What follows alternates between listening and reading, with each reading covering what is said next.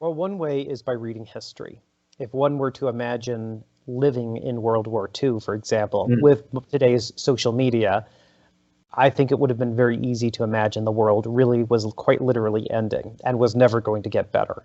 Yeah. There are plenty of periods in history, even in living memory, distant living memory, but in living memory, where life was far, far worse than it is now. And Yeah. now that's not to downplay, No. the challenges we're facing nowadays, but, across the global standard of living has increased so dramatically from when I was a child in the 90s.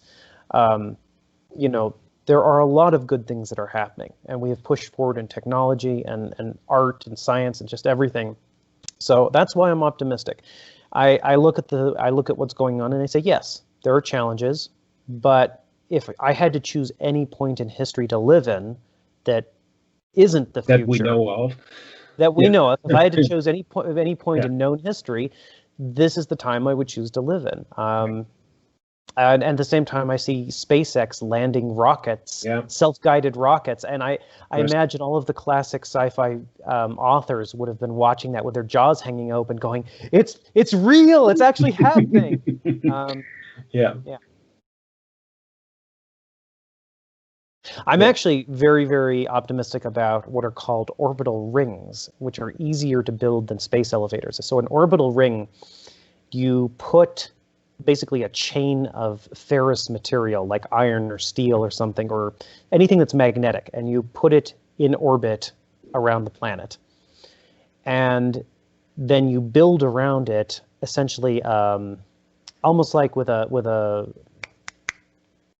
train that's powered by magnets, so, Yeah. Maglev. supercapacitors, magnets. Yeah, like a maglev. You build a tube around the chain, so the chain is orbiting, the chain is spinning, but the Oh, and tube the other one around can stay stationary in with place. regard to the ground. Right.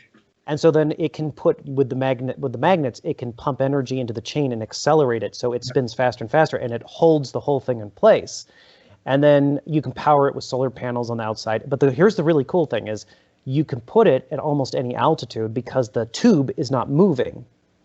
And then And you can have a stationary space elevator.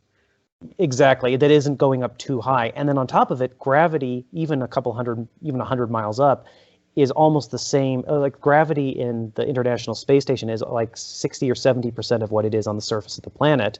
So you could walk on the outside of that ring. You could build houses on it if it were big enough. Anyway, so that's I think would be a great intermediary step between a true space elevator and. I see the optimism here. This is very cool. Yeah. What is the most important activity for a writer, you think? Writing. Writing. Okay. Aside from writing, I would say the most important activity is self-care, because Okay. writing tends to attract people who are naturally introverts, and the profession itself further exacerbates that trend. You spend a lot of time by yourself. You spend a lot of time thinking about what could be, that is extrapolating future events, and oftentimes thinking about very bad things that could happen. Those are not good habits to bring into the rest of your life. So I believe very firmly that it's incredibly important for working writers to try to leave the work on the computer or on the page, to get up from your desk and go walk and spend time with friends, spend time with family, spend time with your pets if you have pets, play games, make things, just do things that make you feel good and that help recharge your creative batteries and help combat the trend to just go in and focus to the point where you'll just make yourself more miserable. So that would be my more advice. miserable. More miserable in the sense that there is a romantic idea that the artist has to suffer for their art. Right. Yeah. And I think that's a very dangerous idea, because I've seen this with a lot of writers and other artists, that the more miserable they are, the worse their art gets and the less they enjoy producing it. And the happier they are, the better their work becomes. And that's not to say that you have to live a charmed life to produce great art. It's enough for you to think about the big questions in life, but you don't have to be suffering all the time. That's a bad view to have and a bad thought to have. Wow. Did you have anything you wanted to say to the fans in the Netherlands?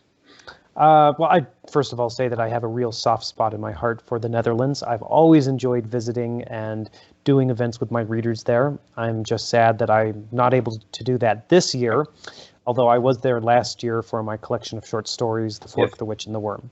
So I hope to be able to come back in the near future and sign lots of books. The other thing I would say is that I really do hope people enjoy this book. I've poured my heart and soul into it, and it was my attempt to capture the sense of awe and wonder I feel when I look up at the stars at night.